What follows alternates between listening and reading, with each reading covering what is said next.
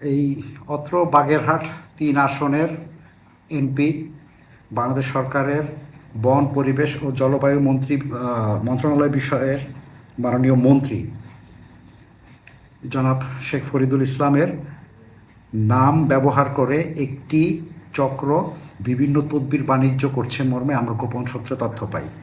তথ্যের ভিত্তিতে আমরা বেশ কিছু সাক্ষ্য প্রমাণ সংগ্রহ করে আসামিদের শনাক্ত করি এবং শনাক্ত শেষে আজকে বিশেষ অভিযান পরিচালনা করে ঘটনার সাথে জড়িত মূল আসামি টুকু শেখকে আমরা গ্রেফতার করি। তার বিরুদ্ধে নিয়মিত মামলা রুজু করা হয়েছে। তার সাথে আরও 2 জন আসামি আছে। তদন্তের স্বার্থে এই মুহূর্তে আমরা নামগুলো বলছি না। আসামিদেরকে বিজ্ঞ আদালতের মাধ্যমে রিমান্ডে এনে আরও তথ্য সংগ্রহ করা হবে।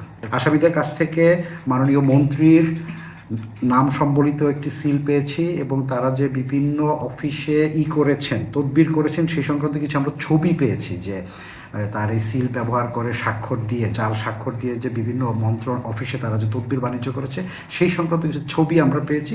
তদন্ত কার্যক্রম চলমান আছে।